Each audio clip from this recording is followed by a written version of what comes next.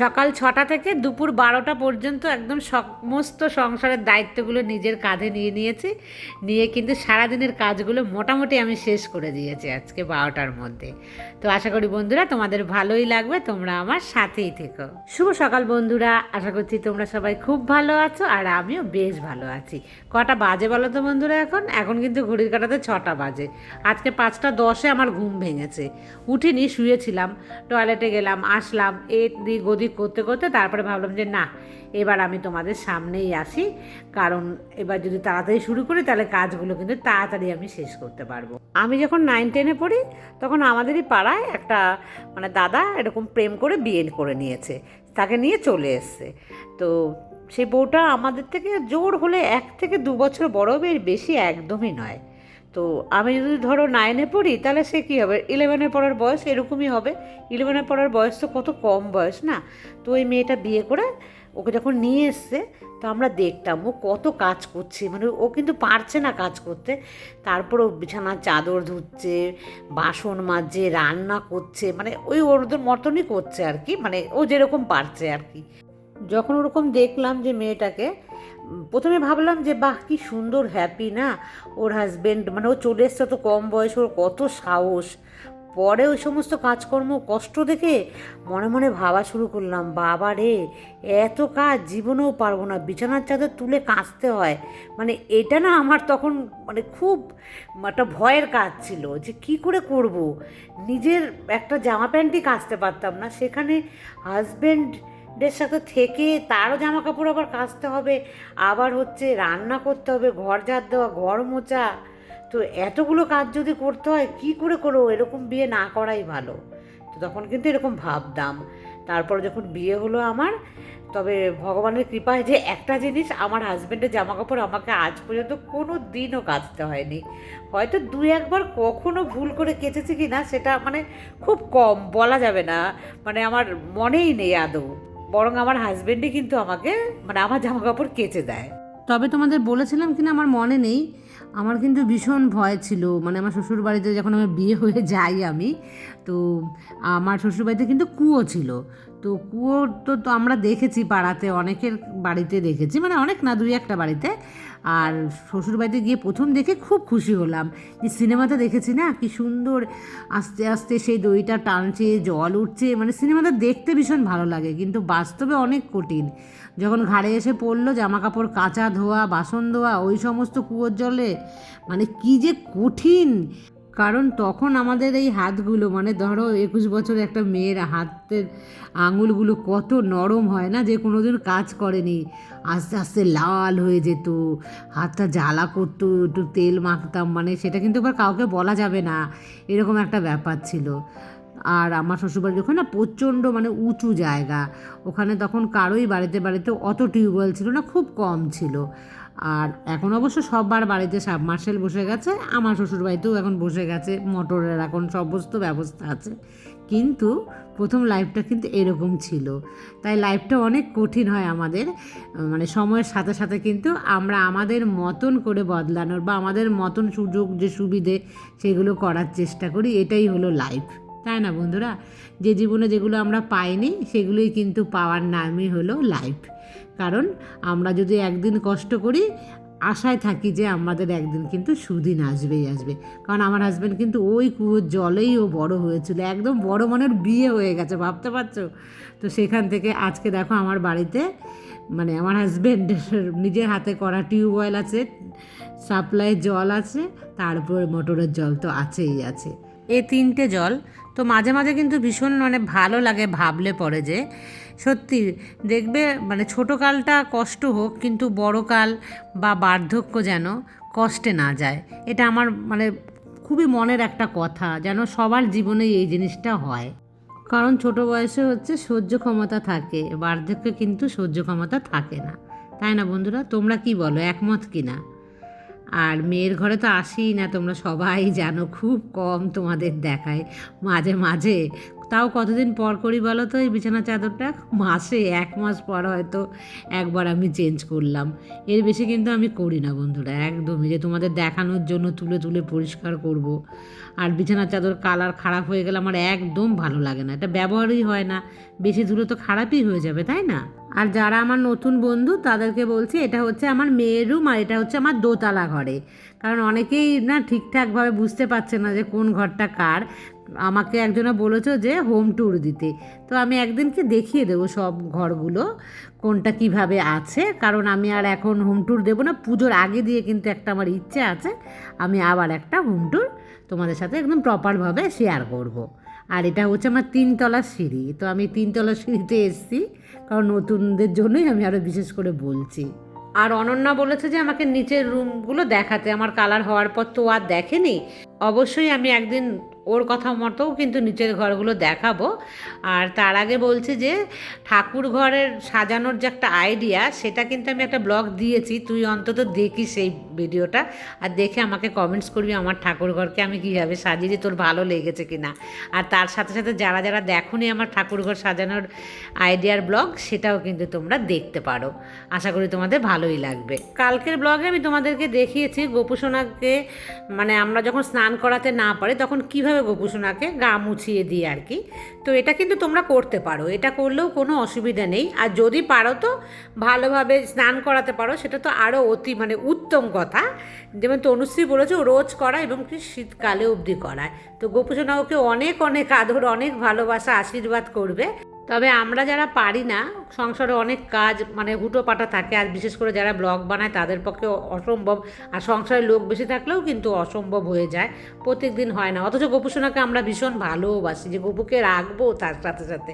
তবে গোপুর কাছে বলে নেবে যে গোপুসোনা আমার কাছে তুমি এইভাবেই থাকো, আমি যখন যেরকম পারবো তখন আমি সেইভাবে তোমাকে মানে তোমার পুজো করব, সেবা দেব। গোপুসোনা কিন্তু তাতেই খুশি, শুধু ভক্তি ভরে করলেই খুশি হয়ে যায়। তো যাই হোক বন্ধুরা, আমি তো পারি না সময় বার করতে, তো আমি কিন্তু এইভাবেই করাই। আর যেদিন পারি চেষ্টা করি যে সবসময় কিন্তু আমি আর পঞ্চামৃত দিয়ে করাই না, সবসময় কেন আমি কখনোই করাই না, আমি কেবলমাত্র হচ্ছে পুজো পারপাস ওকেশনে আমি করাই। তাছাড়া কিন্তু গঙ্গার জলে আমি ওই তোমাদের সাথে আগেও শেয়ার করেছি, আমি ও গুরু গঙ্গা জল আর হচ্ছে গোলাপ জল, একটু তুলসী পাতা, ফুল, এটা দিয়েই কিন্তু আমি রেগুলার বেসিকে মানে যখন স্নান করাই সেটা করাই। আর যখন পারি না সকালবেলায় গাটা মুছিয়ে নিই। হ্যাঁ, বেলা হলে আমাকে মধুমিতাও বলেছে যেটা বেলা হলে তুমি করাবে। হ্যাঁ, বেলা হলে করাতে পারি, তোমরা তো দেখো না আমি কী হুটোপাটা করি। তো গোপুসোনার কাছে আমি না মানে মাপ চেয়ে নিই যে গোপু আমাকে কিন্তু তুমি ক্ষমা করে দিও। তবে আমার গোপুসোনা কিন্তু আমাকে মাপ করেও দেয় আর বলে ঠিক আছে তুই তোর সুবিধের মতনই কর। তো আমি না মনের শান্তি, মানে আমি কিন্তু ওটা নিয়ে কখনো ভাবি না যে এটা করেছি বলে যে আমার গোপুসোনার অযত্ন হচ্ছে। তো যাই হোক, এটা হচ্ছে মনের ব্যাপার, আর করতে পারলে সব থেকে ভালো। যাই হোক, দেখো ওয়াশিং মেশিনে আজকে দিয়ে দিলাম, আজকে কিন্তু আমার আর হাতে কাচতে ইচ্ছে একদমই করছে না।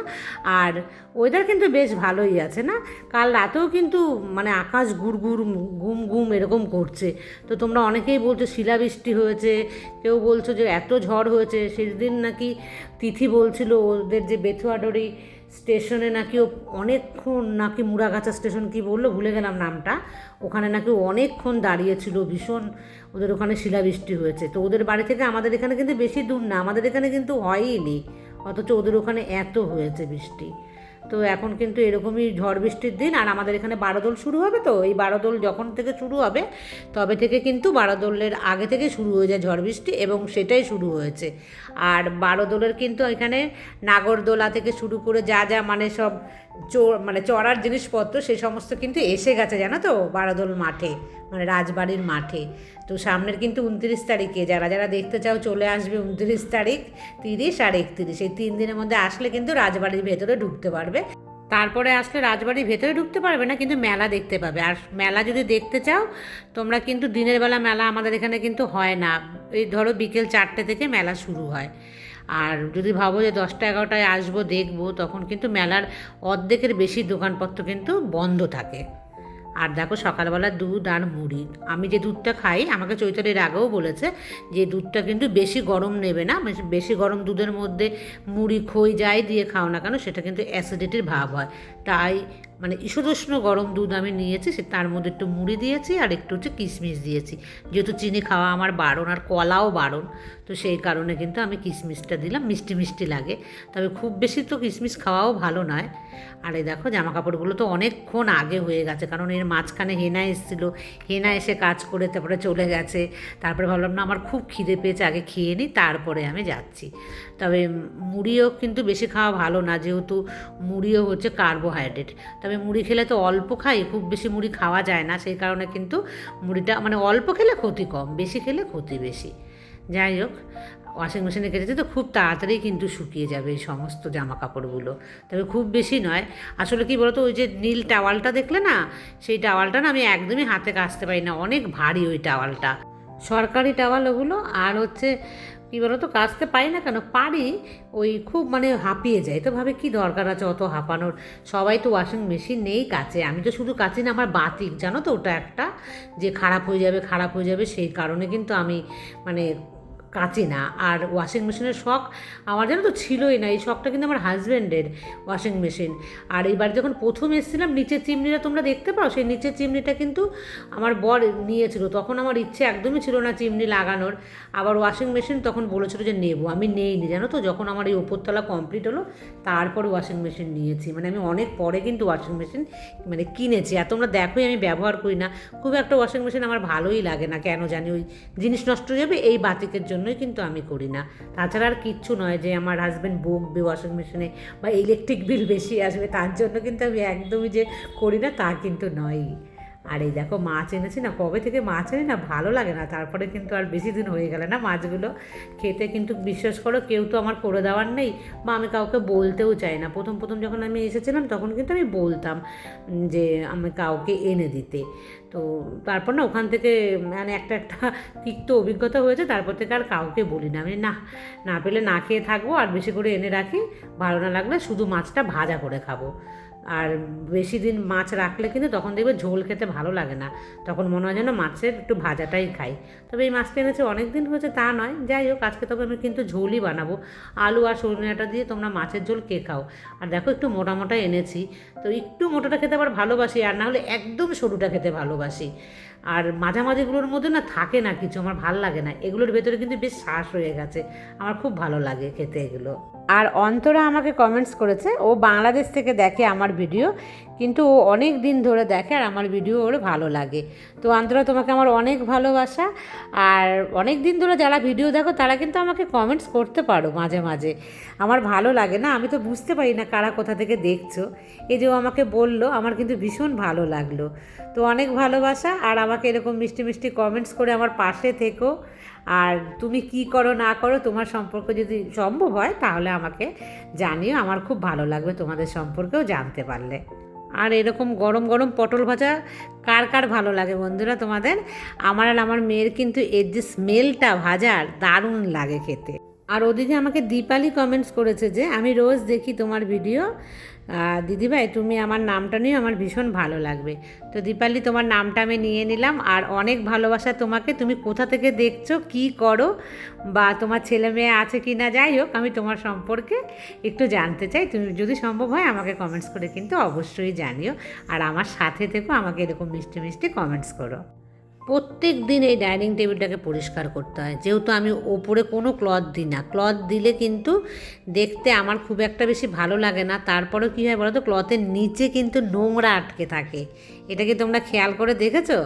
আমি কিন্তু দেখেছি।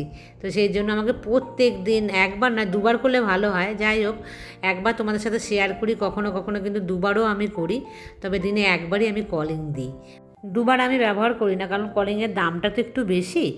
আর কি বলো তো, কলিং আমি বেশি করে কিনে রেখেছি, এটা হয়তো তোমরা দেখেছো, লাগে আমার তো মানে প্রত্যেক কাজে, টিভি ফ্রিজ থেকে মানে শুধু আমি খাট আলমারিতে ব্যবহার করি না, তাছাড়া মনে হয় মোটামুটি আমি ভীষণভাবেই কিন্তু জানলা তোমরা সবাই দেখতেই পাও।